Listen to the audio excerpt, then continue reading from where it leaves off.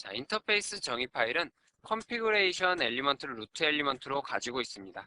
자, 컨피그레이션 루트 엘리먼트 밑에 서비스란 엘리먼트가 있는데 이 서비스는 여러분들이 제공하려는 웹 서비스에 대한 실제적인 정보를 기술하기 위한 엘리먼트가 바로 서비스 엘리먼트예요. 그래서 첫 번째로 서비스 엘리먼트는 네임이란 어트리뷰트를 가지고 있는데요. 이 네임 어트리뷰트에는 여러분들이 제공하는 웹 서비스의 이름을 적어주시면 됩니다.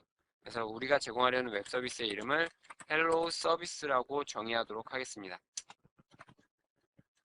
자, 그 다음에 타겟 네임스페이스가 있는데요. 이 타겟 네임스페이스는 여러분들이 제공하는 웹 서비스의 네임스페이스를 적어주시면 됩니다. 쉽게 여러분들의 네임스페이스를 작성한다라고 생각하면 될 것 같아요. 그래서 http localhost라고 작성을 하도록 하겠습니다. 자, 그 다음에 타입 네임스페이스도 있는데요. 타입 네임스페이스는 데이터 타입과 관련된 네임스페이스입니다. 마찬가지로 여러분들의 네임스페이스를 작성하시면 됩니다. 자, 그 다음에 패키지에 대한 이름을 패키지 네임 어트리뷰트에 적어주시면 됩니다.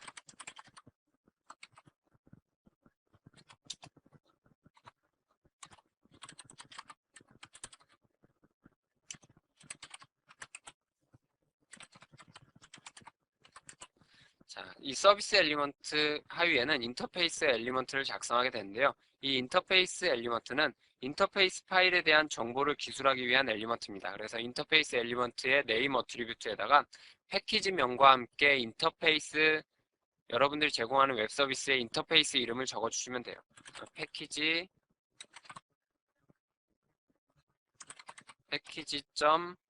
여러분들이 제공하는 인터페이스 hello if를 작성해 주시면 됩니다.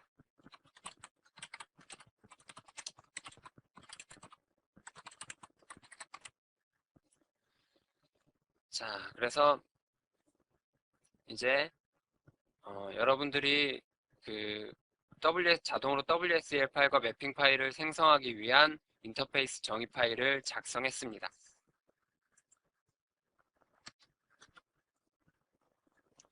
자, 이제 여러분들이 인터페이스 정의 파일을 작성했으니까 자, 이제 자동으로 WSL 파일과 매핑 파일을 생성을 해야겠죠. 자, 이 WSL 파일은 우선 어떤 파일이냐면 웹 서비스에 대한 기본 정보가 기술된 파일이에요.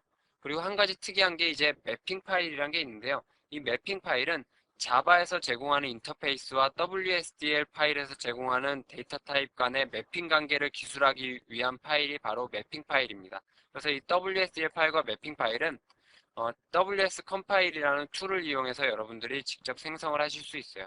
이 WS 컴파일 툴은 JAX RPC 디렉토리에 보면 빈 디렉토리가 있는데 그곳에서 제공하고 있는 WSDL 생성 툴입니다. 그래서 WS 컴파일 툴을 이용해서 여러분들이 자동으로 WSL 파일과 매핑 파일을 생성하실 수가 있어요. 자, 우리가 방금 전에 작성한 인터페이스 정의 파일을 저장을 하도록 하겠습니다. 자, 인터페이스 정의 파일은 우리가 src 디렉토리 상위 디렉토리에다가 저장을 하도록 할게요.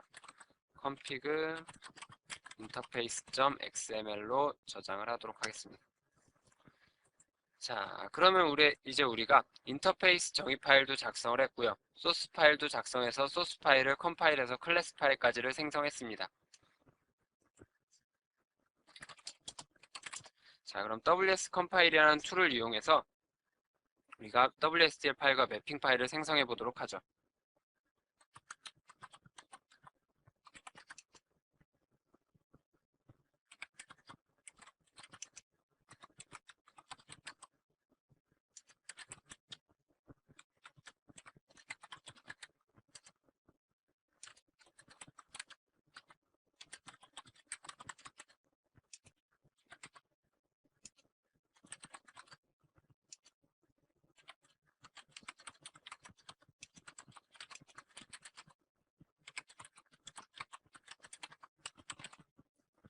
자, WS 컴파일 툴 사용법은 여러 가지 옵션을 주셔야 되는데 우선 WS 컴파일 뒤에 제가 -define이라는 옵션은 WSDL 파일을 생성하겠다라는 옵션입니다. 그 다음에 마이너스 매핑 옵션은 그 뒤에 작성된 이름으로 매핑 파일을 생성하겠다라는 의미고요. 그리고 마이너스 D 옵션은 WSDL 파일을 어느 디렉토리에 생성할지를 지정하기 위한 옵션입니다. 그리고 마이너스 클래스 패스는 우리가 작성한 그 인터페이스 파일과 구현 파일의 그 컴파일에서 생성된 클래스 파일이 어느 디렉토리에 있는지 그 디렉토리를 지정하기 위한 옵션이고요. 그리고 마지막 인자루존 config 하이픈 interface.xml은 우리가 방금 전에 작성한 WSDL 파일과 매핑 파일을 생성하기 위한 인터페이스 정의 파일의 이름을 적어주시면 됩니다.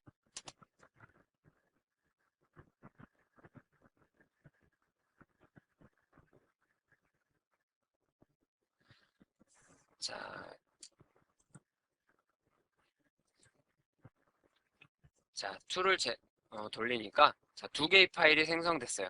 hello service.wsdl 파일과 mapping.xml이란 파일이 생성이 됐습니다. 자, 한번 열어볼까요?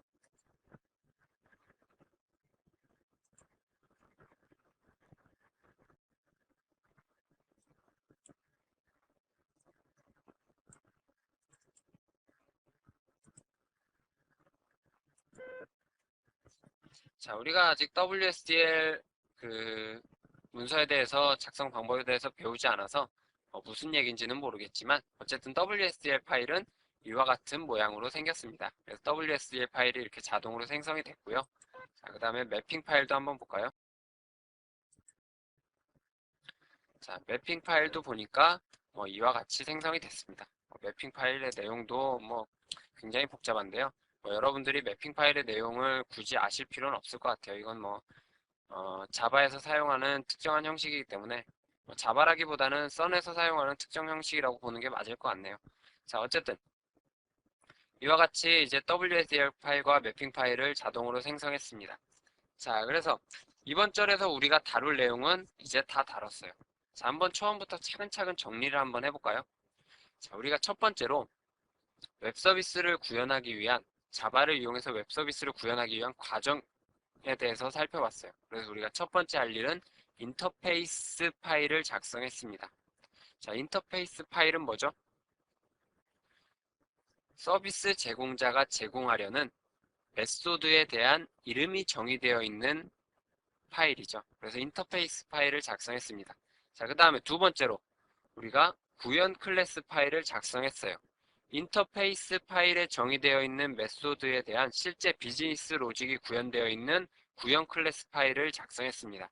자, 그리고 세 번째로 우리가 앞서 작성한 인터페이스 파일과 구현 클래스 파일을 컴파일 시켜서 클래스 파일을 생성했습니다.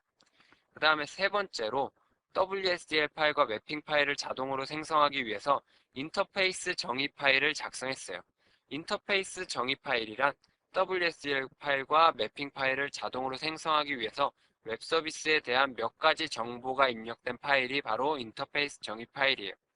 자, 인터페이스 정의 파일까지 작성을 해놓고 이제 WS 컴파일이란 툴을 이용해서 WSDL 파일과 매핑 파일을 작성했습니다.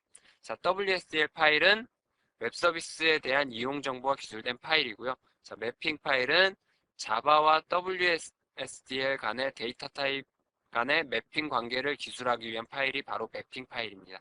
자, 이렇게 5단계를 거쳐서 우리가 웹 서비스를 제공하기 위한 기본적인 틀을 모두 작성했어요. 자, 이제 우리가 남은 일은 뭐냐면 디플로이 툴을 이용해서 혹은 여러분들이 수동으로 와르 파일을 생성해서 그 와르 파일을 웹서버에 적재해서 배포하는 일만 남은 겁니다. 자, 그럼 우리가 이제 다음 절에서는 우리가 지금까지 작성한 내용을 가지고 디플로이 툴을 이용해서 자동으로 웹 서비스를 제공하는 우리가 배포 방법에 대해서 한번 알아보도록 하겠습니다. 수고하셨습니다.